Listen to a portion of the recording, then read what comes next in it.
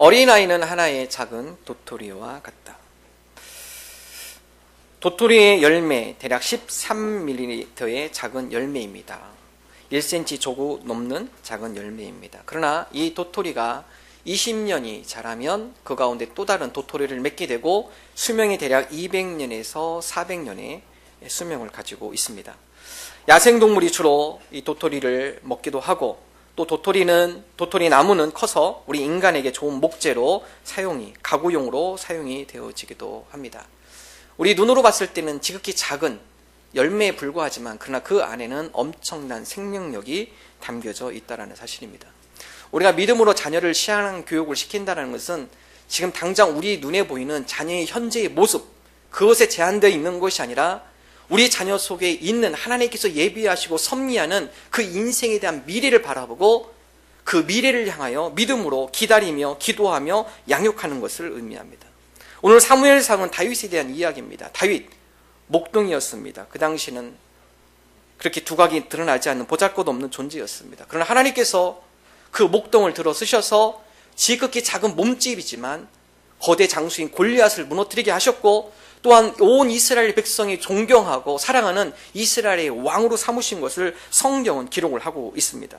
오늘 어린이 주일을 맞아 다윗을 통해 우리 부모가 배워야 할 교훈은 무엇인지 함께 나누도록 하겠습니다. 첫 번째, 우리가 믿음으로 우리 자녀를 신앙으로 교육한다는 것은 우리 자녀 속에 있는 잠재력을 키워나가는 것입니다.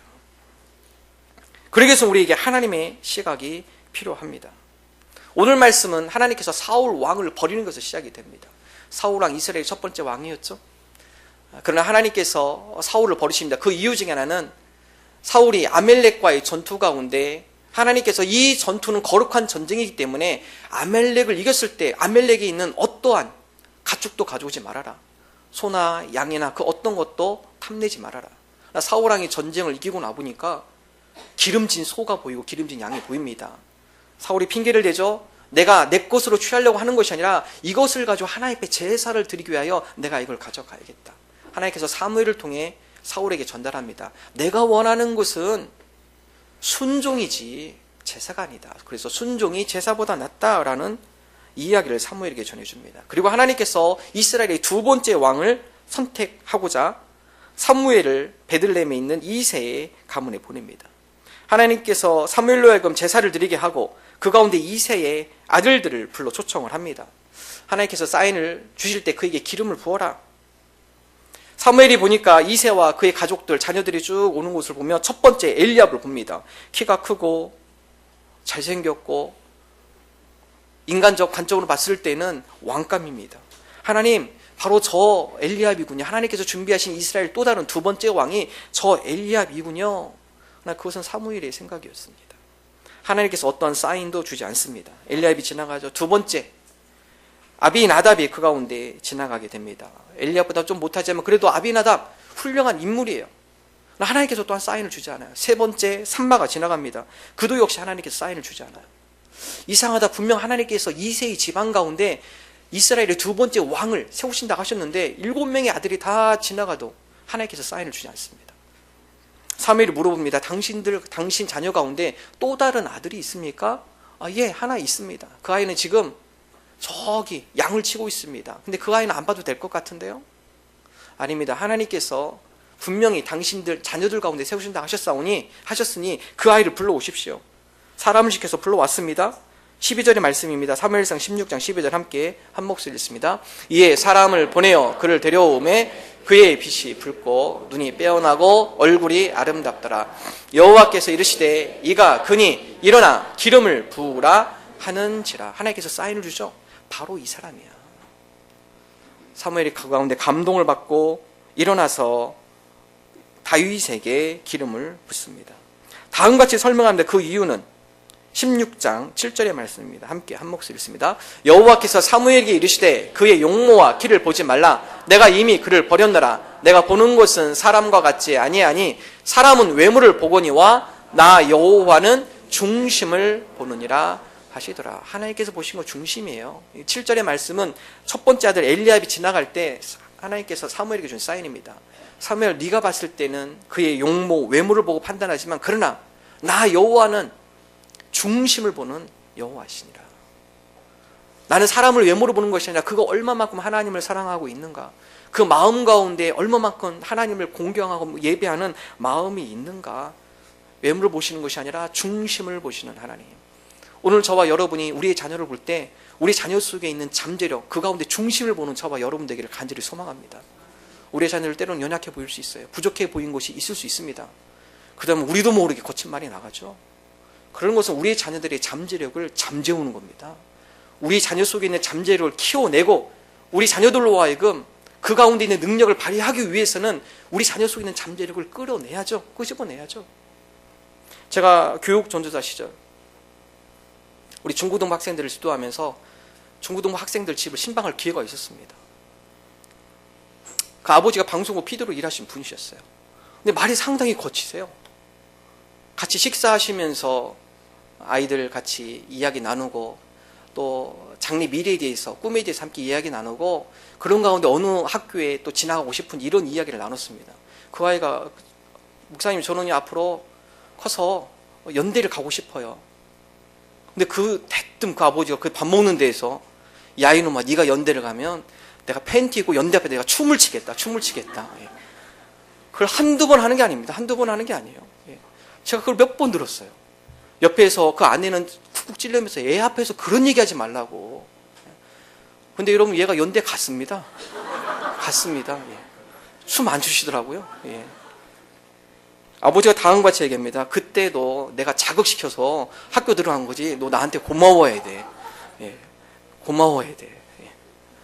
여러분 자녀들이 듣는 가운데 자녀들의 자존심을 상하게 하거나 자녀들의 인격을 깎아내리거나 조심하셔야 돼요. 그것이 그 자녀에게 깊은 상처가 되어질 수 있다는 사실입니다. 교육이라는 것은 집어넣는 것이 아니라 그 속에 있는 자녀의 잠재력을 끄집어내어주는 것입니다.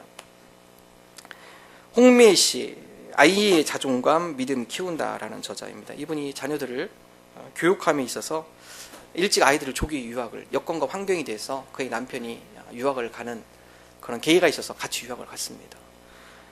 아이들이 초등학교를 다니다 갔기 때문에 그곳 가운데 문장을 써가면 알파벳도 틀리고 스펠링도 틀리고 문법도 틀리고, 근데 학교에 있는 선생님이 아무런 지적도 하지 않습니다. 그냥 아무런 문제 없이 아이들이 쓰는 장문에다가 어떤 체크도 하지 않고 다시 돌려보냅니다. 그래서 처음에 생각에는 선생님들이 너무 관심이 없다. 한국 같았으면 마침법, 띄어쓰기 다 체크해줘가지고 그 밑에다가 또 여러 가지 글도 적어주고 그랬을 텐데 미국 선생님들이 성의가 없네. 학부모 간담회가 있어서 선생님한테 상담을 하며 조심스럽게 물었습니다. 선생님, 저희 아이가 보니까 철자도 틀린 것도 많고 문법도 엉망이어서 그런데 왜 그런 거 하나도 이렇게 체크를 안 해주세요? 선생님 다음같이 이야기합니다. 저학년 학생들이 단어와 문법에 신경 쓰다 보면 생각이 막힙니다.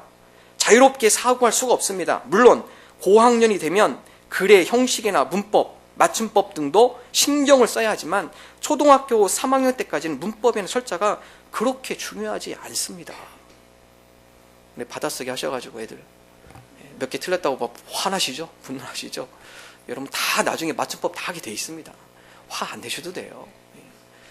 아이들로 하여금 큰 사고, 큰 생각할 수 있도록 길을 열어주는 것, 그 아이 속에 있는 잠재력을, 뚜껑을 열어주는 것, 이것이 아주 중요하다는 것이죠.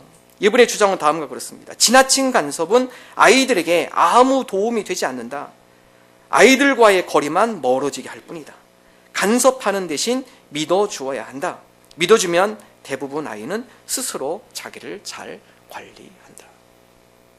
오늘 저와 여러분이 우리의 자녀들, 물론 이미 다 큰 자녀들은 다 자녀들도 있겠지만 아직 어린 자녀들, 하나님 그들 속에 있는 잠재력들을, 그 뚜껑을 열어주는 지혜로운 부모가 되게 하여 주옵소서. 우리가 하나하나 간섭하기보다는 그 아이 속에 내재되어 있는 하나님께서 주신 큰 선물, 잠재력들, 이 뚜껑을 잘 열게 하시고 그 가운데 우리 아이들이 그 잠재력이 잘 드러날 수 있도록 인도하는 지혜로운 부모가 되게 하여 주옵소서.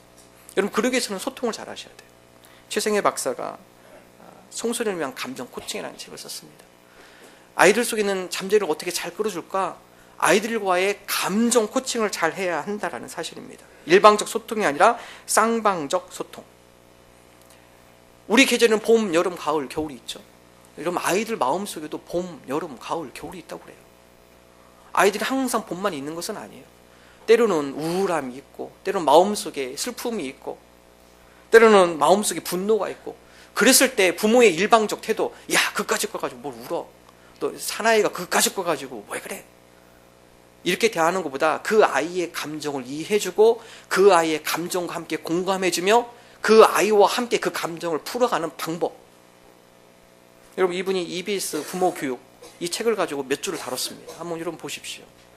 내 아이를 위한 감정 코칭 사랑의 기술이라는 제목입니다. 유튜브에도 나왔을 겁니다. 금붕어 예를 듭니다. 금붕어. 한 아이가 집에서 어항을 캐다 금붕어가 죽었어요. 이 아이가 엉엉 웁니다. 갑자기 욕실에 있던 부모님이 다 뛰쳐나와요. 무슨 일이 있냐고. 금붕어가 죽었어. 억압형 부모님 뭐라고 얘기할까요? 야, 이놈아, 난 어디 큰 초상 난 줄 알았다, 이놈아. 예.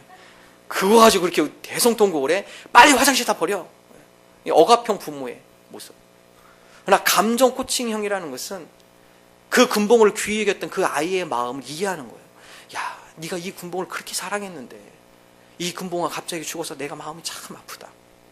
그런데 한 번 죽은 거는 다시 살아날 수 없는데 우리가 이 금붕어와 이별하기 위해서 어떻게 하는 게 가장 좋을까? 그 아이의 감정을 함께 공감해주고 그 아이의 감정을 보듬어 주면서 대안을 함께 만들어 나가는 것. 여러분, 이것이 감정 코치라고 그래요. 그럴 때 아이가 좀 더 창의적이면서 발전적인 방법을 연구해내고 생각해낸다는 사실입니다. 일본에서는 이미 실패학을 학문화시키고 있다고 합니다. 보통 많은 나라나 우리들이 성공에 관심이 많죠. 그러나 여러분, 성공보다 실패한 사례도 많습니다. 실패했을 때 사람들이 어떠한 자세를 갖고 어떻게 대처해 나가야 하는가? 왜냐하면 실패했을 때 그때가 가장 큰 위로가 필요할 때고 가장 큰 격려와 용기가 필요할 때이기 때문에 그렇습니다. 감정 코치라는 것은 우리의 자녀들이 여러 가지 좌절하고 실족할 때 그 아이의 마음을 어떻게 잘 우리가 다스려주고 치유해주고 다시 일어설 수 있도록 도와줄 것인가? 그럴 때 우리 자녀들 속에 있는 잠재력이 드러나게 되는 것이죠. 우리 자녀들 속에 있는 능력들이 그 가운데 창의적인 방법으로 새롭게 태어나게 되어진다는 것입니다. 오늘 저와 여러분이 다윗, 지극히 봤을 때는 지극히 작은 목동에 불과했어요. 그러나 여러분, 그 인물이 20년 뒤에는 이스라엘 사람들이, 백성들이 가장 존경하는 이스라엘의 2대 왕이 됐습니다. 우리의 자녀를 지금 연약해 보이고 부족해 보일 수 있습니다. 그러나 여러분, 20년을 기다리십시오. 20년을 기대하십시오. 하나님, 우리 자녀 속에 있는 이 잠재력들, 하나님께서 부어주시는 달란트와 재능들, 하나님 이것이 빛을 발하게 하시고 우리 자녀들 속에 있는 이 잠재력들이 그 가운데 뚜껑이 열리며 그 가운데 무한한 가능성들을 발휘해 나가는 그러한 자녀들 되게 해주옵소서. 우리가 그러한 잠재력을 보게 하시고 우리 자녀들을 위해서 기도하며 인내하며 기다려주는 지혜로운 부모들이 되게 하여 주옵소서. 이러한 믿음으로 나가는 저와 여러분 되기를 주님의 이름으로 축원합니다. 두 번째, 다윗을 통해 우리가 배울 수 있는 것, 주님과 동행하는 자녀가 되도록 양육해야 할 것입니다. 사무엘상 16장 13절에는 다음과 같이 기록하고 있죠. 우리 함께 한 목소리로 읽겠습니다. 사무엘이 기름 뿔병을 가져다가 그의 형제 중에서 그에게 부었더니 이날 이후로 다윗이 여호와의 영에게 크게 감동되니라. 사무엘이 떠나서 라마로 가니라. 하나님께서 사무엘로 하여금 기름을 부으라는 사연을 주고 사무엘이 다윗에게 기름을 붓습니다. 이날 이후로 다윗이 여호와의 영에게 크게 감동되더라. 그 가운데 하나님의 기름 부음이 있고 하나님의 영이 다윗과 함께함으로 그 가운데 놀라운 일들이 벌어지죠. 사무엘이 기름을 붓고 다윗이 사무엘의 라마 선지학교에서 대략 12년 동안 영성 코치를 받습니다. 사무엘로 더불어서 함께 말씀을 배우고 신앙의 훈련과 연단을 함께 받죠. 그 가운데 특이한 은사가 나타납니다. 다윗이 수금을 연주하는데 그 수금은 다른 사람이 연주하는 수금과 틀려요. 악기를 연주하며 찬양하는 가운데 그 찬양의 악기 소리와 목소리를 통하여서 많은 사람 가운데 평안이 임하고 그 가운데 그들이 은혜를 누리고 놀라운 일들이 벌어집니다. 특별히 사울왕, 그가 여러 가지 악령에 시달려서 여러 가지 힘든 가운데 다윗이 와서 연주를 하니까 사울이 상쾌하여지고 악령이 그에서 떠나는 것을 기록하고 있습니다. 우리 23절 16장 23절 함께 읽습니다. 다윗이 수금을 들고 와서 손으로 탄즉 사울이 상쾌하여 낫고 악령이 그에게서 떠나더라. 사울이 여러 시도해봤어요. 다른 여러 의사들도 초청해보고, 병을 잘 고친다는 신비한 사람들도 초청해보고, 다른 여러 악기 연주자들을 불러와서 연주도 해보고, 그러나 그가 온전해지지 않습니다. 더 괴롭습니다. 그런데 다윗이 와서 수금을 들고 와서 손으로 연주를 하다 보니까 사울이 그 가운데 상쾌하여집니다.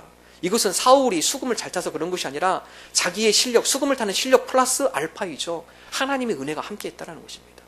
하나님의 은혜가 그 가운데 함께하니까 다윗을 통해서 함께 되어지는 모든 일들 가운데 하나님의 은혜가 그 가운데 나타났다는 사실입니다. 사무엘상 16장 18절은 다음같이 기록하고 있습니다. 함께 읽습니다. 소년 중 한 사람이 대답하여 이르되 내가 베들레헴 사람 이새의 아들을 본즉 수금을 탈 줄 알고 용기와 무용과 구변에 있는 준수한 자라. 여호와께서 그와 함께 계시더이다 하더라. 주변 사람들이 다 인정을 해요. 아, 다윗이라는 소년, 그 사람이 용변이 있고 용기가 있고 무용과 구변이 준수한 자, 수금을 탈 때 그 가운데 감미로운 그 음악이 많은 사람 마음 가운데 평안을 주고 정신을 깨끗게 해주고 그런 능력이 있는 사람. 그 이유는 여호와께서 그와 함께 계시더이다. 여러분, 하나님과 가까이 함이 힘입니다. 우리의 자녀들 하나님 앞에 가까이 나가는 것, 우리의 자녀들이 그 가운데 영적으로 하나님께 주신 지혜로 강건해지고 강해지는 것이죠. 저와 여러분, 우리 자녀들을 양육함에 있어서 우리의 지식, 우리의 기술, 우리의 경험 물론 중요합니다. 그러나 여러분, 그것 가지고 하나님의 능력이 나타나지 않아요. 플러스 알파가 반드시 필요합니다. 학교에서 배우는 지식 공부 중요합니다. 그와 더불어서 하나님, 우리의 자녀들이 하나님의 말씀 가운데 하나님을 사랑하고 하나님과 교제함으로 그 가운데 하나님께 주시는 은혜를 누리는 하나님의 백성이 되게 하여 주옵소서. 미국에서 매우 존경받는 학자로 예일대학 총장이셨던 벨프 박사, 그런 다음 같은 이야기를 합니다. 나는 대학 교육이 얼마나 중요한지 알고 있습니다. 그러나 성경 교육이 없는 대학 교육보다는 대학 교육이 없는 성경 교육이 인간을 더 고귀하게 만든다고 믿습니다. 아무리 지식적으로 탁월하고 많은 학문을 배운다 할지라도 그 가운데 성경 없는 대학 교육, 그건 단지 인간의 지식에 불과할 뿐이다. 사람의 심령과 그 가운데 삶의 변화를 일으키는 것은 하나님의 말씀, 성경 교육이 인간으로 하여금 더 고귀한 삶을 살아가도록 인도해 준다는 믿음의 고백입니다. 하나님께 가까이함, 우리가 하나님을 가까이하고 하나님의 말씀을 사모하고 하나님과 교제하기 힘쓰는 삶, 하나님과 동행하는 삶, 여러분, 그곳으로 인해서 우리 자녀들이 하나님의 은혜로 인하여 더욱 강하게 자라게 되어진다는 것이죠. 북극과 남극 만년설을 이야기합니다. 늘 눈이 쌓여 있어요. 그 이유 중에 하나는 태양과의 거리이죠. 태양과의 거리가 멀기 때문에, 태양이 비추어도 거리가 멀기 때문에 눈이 녹지 않습니다. 그러다 보니까 그 가운데 어떤 생명도 살 수가 없습니다. 그러나 여러분, 말레이시아, 인도네시아, 태국 가보세요. 그 가운데는 생명력이 넘치죠. 나무들이 잘 자라고 동물들이 그 가운데 잘 자라고 태양과 가까이 있죠. 태양과 가까이 있다 보니까 모든 생물들이 그 가운데 생명력을 얻게 되고 활기를 띠고 성장하게 되는 것입니다. 여러분, 우리 자녀들도 마찬가지입니다. 활력이 넘치는 삶, 우리 지식이 아니라 하나님과 가까이 교제하는 가운데 하나님께 주시는 은혜로 말미암아 우리 자녀들 가운데 영적 활력이 솟아나게 되어지는 것이고, 그 가운데 진리와 하나님께서 원하시는 뜻이 무엇인지를 분별하며 살아가는 삶. 유대인들이 그들의 자녀들이 물건을 인식하기 시작할 때 하는 교육이 있습니다. 하나님을 사랑하는 교육 방법. 그럼 성경에다가 꿀을 찍어준대요. 표지에다가 꿀을 딱 찍어줘서 아이들이 물건을 구별하면서 그 가운데 이름을 붙일 수 있는 인지 능력이 어느 정도 있을 때 그때 꿀을 찍어서 맛보게 한다고 그래요. 아이들이 한번 맛을 보면 이거 다네? 그러면 다음같이 이야기합니다. 이 성경 말씀, 이 꿀물이 달듯 하나님의 말씀인 성경은 너의 영혼에 달고 너의 인생에 필요한 모든 지혜를 준단다. 그러면서 시편 119편 103절을 이야기해 줍니다. 함께 읽습니다. 주의 말씀의 맛이 내게 어찌 그리 단지요 내 입에 꿀보다 더 다니이다. 어렸을 때부터 하나님 말씀을 살아가는 것, 하나님과 가까이 가는 것, 하나님과 동행하는 훈련 하는 것이죠.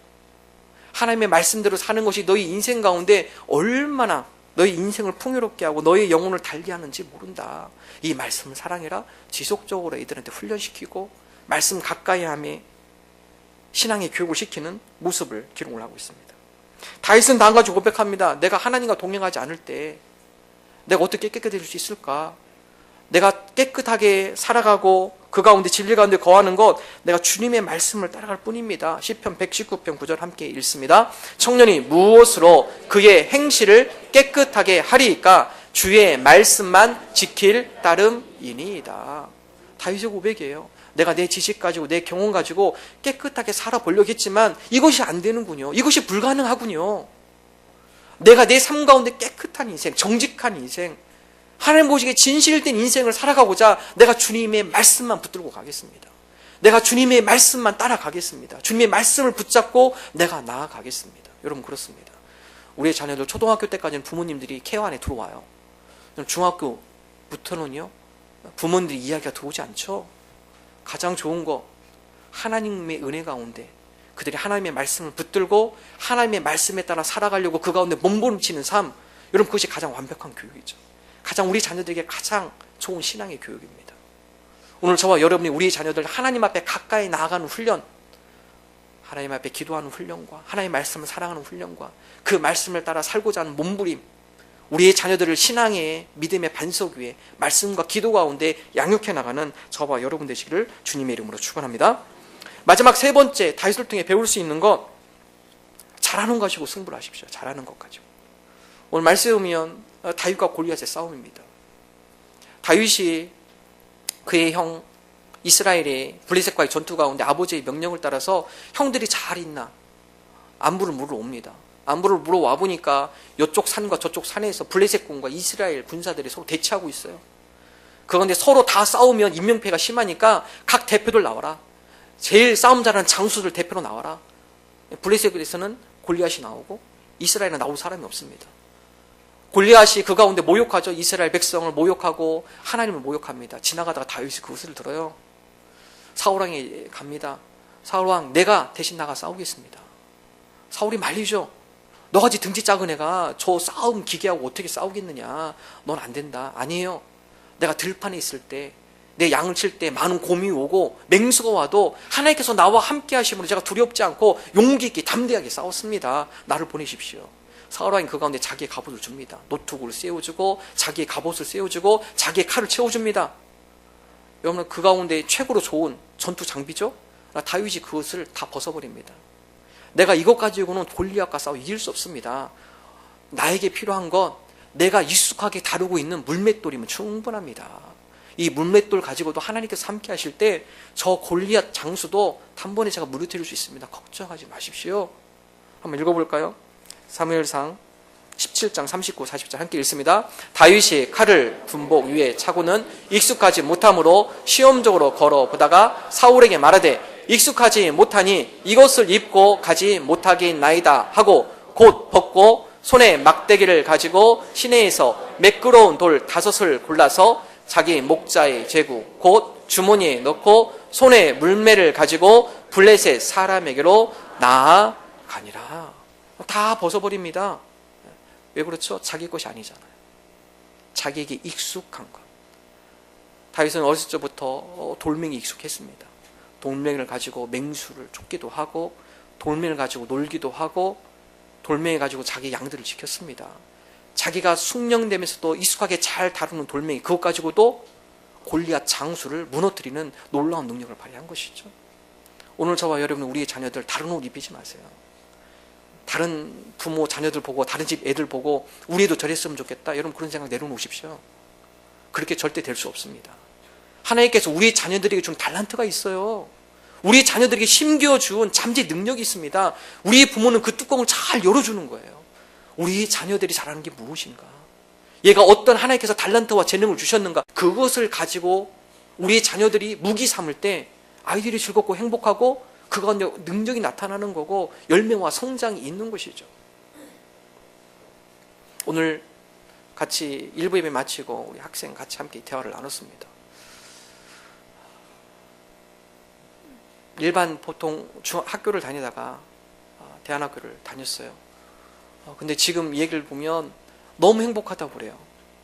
학교 가니까 그 가운데 내가 좋아하는 것이 무엇이고 내 적성에 맞는 것이 무엇이고 이것을 벌써 선생님들이 다 체크해서 이 아이가 잘하는 거, 이 아이가 즐거워하는 거, 또 이 아이 가운데 가능성 있는 거, 이런 것들을 다 조사해서 그 아이로 하여금 커리큘럼 짜준대요. 그 얘기를 하면서 이 아이가 지금 앞으로 장래에 무엇을 하고 싶다라는 그런 소망이 생깁니다. 그렇죠, 여러분. 교육이라는 것은 그 아이 속에 잘하는 것을 찾고 드러내주고 그것을 더 발전적으로 나갈 수 있도록 함께 안내해주는 역할. 여러분, 그럴 때 능력이 나타나고 그 가운데 승리가 보장되어지는 것입니다. 오늘 저와 여러분이 우리 자녀들이 잘 다루는 것, 능숙한 것, 우리 자녀들이 있는 장점, 탤런트, 그것을 우리가 잘 키워주기를 원합니다. 하나님, 우리가 다른 것과 비교해서 우리 자녀들이 잘 하지도 못하는 걸 가지고 자꾸 억지로 그것에 대해서 억압하거나 우리의 강요가 들어가나, 하나님, 우리가 이런 마음 내려놓게 하시고 하나님께서 우리 자녀들에게 주신 탤런트, 우리가 그것을 잘 발견하게 하여 주옵소서.